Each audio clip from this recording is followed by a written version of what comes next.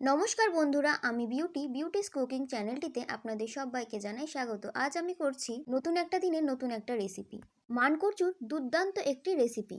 ভিডিওটি একদম স্কিপ না করে সম্পূর্ণ ভিডিওটি দেখতে থাকুন কিভাবে তৈরি করছি। প্রথমেই আমি এক টুকরো মানকচু নিয়ে নিয়েছি। এবার মানকচুটার খোসা কিন্তু আমি ছাড়িয়ে নিয়েছি। এবার ভালো করে জল দিয়ে ধুয়ে নিতে হবে।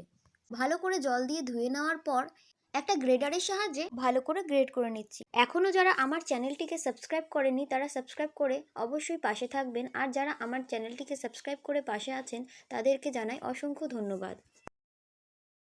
এই মানকচুটা কিন্তু খুবই ভালো আর খেতে তো অসাধারণ লাগে।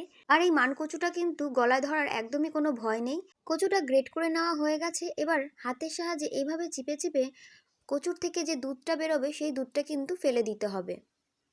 দেখুন আমি কিভাবে কচু থেকে এই দুধটা ফেলে দিচ্ছি। কচুটা থেকে দুধ ফেলে দেওয়া হয়ে গেছে। এবার দিয়ে দিচ্ছি আগে থেকে কেটে রাখা দুটো বড় সাইজের পেঁয়াজ।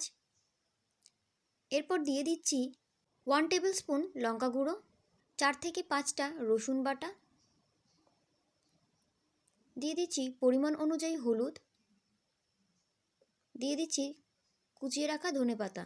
এই রেসিপিটাতে কিন্তু ধনেপাতার পরিমাণটা একটু বেশি দিতে হবে। এরপর দিয়ে দিচ্ছি কাঁচা সর্ষের তেল। সর্ষের তেলের পরিমাণটা কিন্তু একটু বেশি দিতে হবে। এরপর দিয়ে দিচ্ছি পরিমাণ অনুযায়ী লবণ। এবার দিয়ে দেব দুটো চিড়ে রাখা কাঁচা লঙ্কা।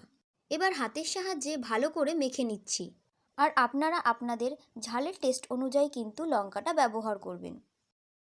এই রেসিপিটি কে কে আপনারা বাড়িতে এভাবে বানিয়ে খেয়েছেন অবশ্যই আমাকে কমেন্ট করে জানাবেন। আর যারা খাননি তারা কিন্তু অবশ্যই এটা একবার বাড়িতে ট্রাই করে দেখবেন, অসাধারণ লাগে খেতে।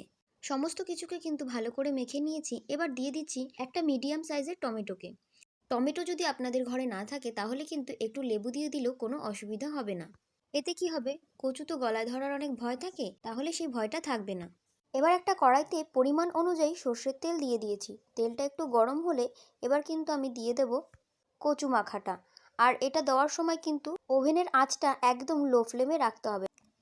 এবার সমস্ত কচুটাই কিন্তু আমি দিয়ে দিচ্ছি।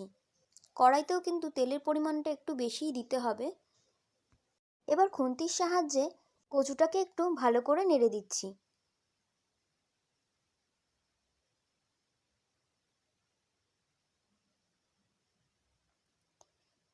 এবার কচুটাকে কড়াইয়ের মধ্যে ঠিক এরকম একটা শেপ দিয়ে একদম লো ফ্লেমে রেখে ঢেকে দিচ্ছি 5 থেকে 7 মিনিটের জন্য।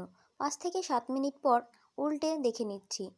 এবার খুন্তি কিন্তু কোনো প্রয়োজন নেই, এভাবে আমি একটু কড়াইটাকে উল্টে কচুর এক সাইড ভেজে নিয়েছি। এবার আবারও 5 থেকে 7 মিনিটের জন্য ঢাকা দিয়ে ঢাকনাটা খুলে তারপর কিন্তু এই অপর সাইডটাকেও ঠিক একইভাবে উল্টে দিচ্ছি।